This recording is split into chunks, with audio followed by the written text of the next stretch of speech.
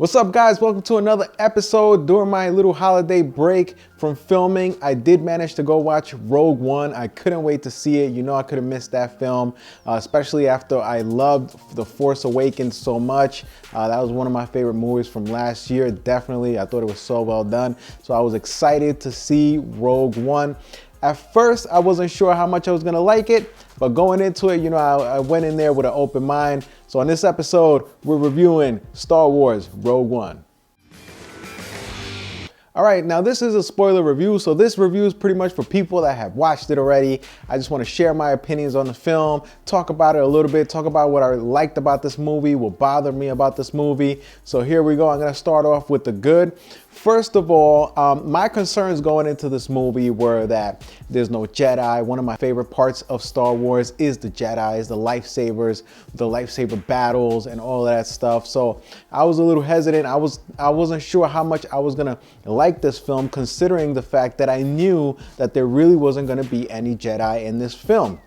But let me tell you, it was kind of refreshing not to have any Jedi in this film. It was kind of weird at the same time to have a Star Wars movie without any lightsaber battles. But to me, this film really felt more like a war movie, especially at the end of the movie where they're having that all-out battle by the beach. I'm like, this felt rough, it felt rugged, and I really liked that. And let me tell you, I gotta give a lot of credit to the director, Gareth Edwards, for pulling this together. I saw an interview of him, I think he was on Jimmy Kimmel, and he talked about how he was a huge Star Wars fan growing up, and it definitely showed because the tone of the film felt so right. It just felt like it fit in with the originals, but at the same time, what they could do with films nowadays and the special effects, it just looks so good and sharp. And it was probably one of the darker Star Wars films that's ever been made. Out of all the Star Wars that I can remember, this one had the darkest tone. So I really like that as well.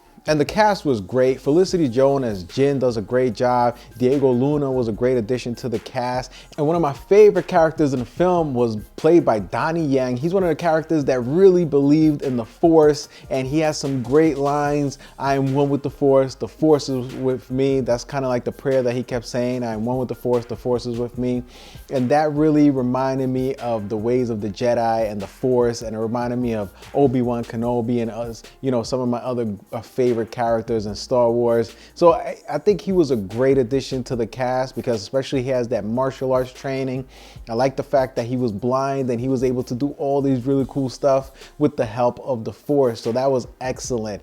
I also really liked Forrest Whitaker in this film as Saw. I think he was clever and he was interesting. He was original. He's one of my favorite actors overall, but to have him in a Star Wars movie was really cool. I think one of the good things about, let's say, Disney purchasing the Star Wars franchise and the Star Wars brand is that it will attract higher name, higher caliber actors such as Forrest Whitaker. And I'm really excited to see that happening in other future Star Wars movies. Diego Luna is another one that was a great addition to the cast. So overall, I think the cast does a really good job of bringing us into this world, bringing us into the story of Rogue One, and it was really interesting. Now, as far as the story goes, we all know this movie is about the rebels stealing the plans for the Death Star. So I was going into it thinking this might be a little bit predictable, but it wasn't predictable at all because since this was a one-off, I really didn't know what to expect. I didn't know if somehow they were going to try to milk this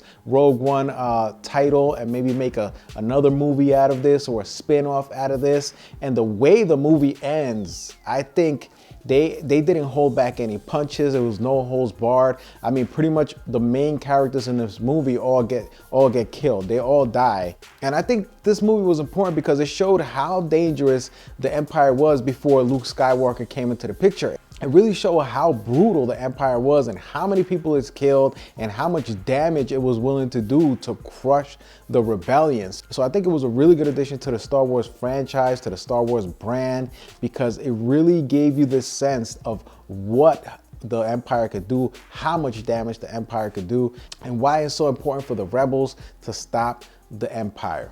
So like I said, I really enjoyed the cast. I really liked how the cast was very diverse, different types of people. It made the characters really interesting, especially on the side of the rebels. It was like this motley crew of rebels trying to come together to try to steal these plans, to try to take down the Empire. And there was actors that I recognized, actors that I didn't recognize, and it was a really good casting. Overall, the casting was really good in this movie. Now, let's talk about Darth Vader. All the scenes with Darth Vader were amazing. I mean, there's not that many Darth Vader scenes in the whole movie. I think they just put just the right amount of Darth Vader scenes in this film. Actually, I wish there would have been maybe 1 or 2 more Darth Vader scenes, but the way it was done, it just really matched the originals.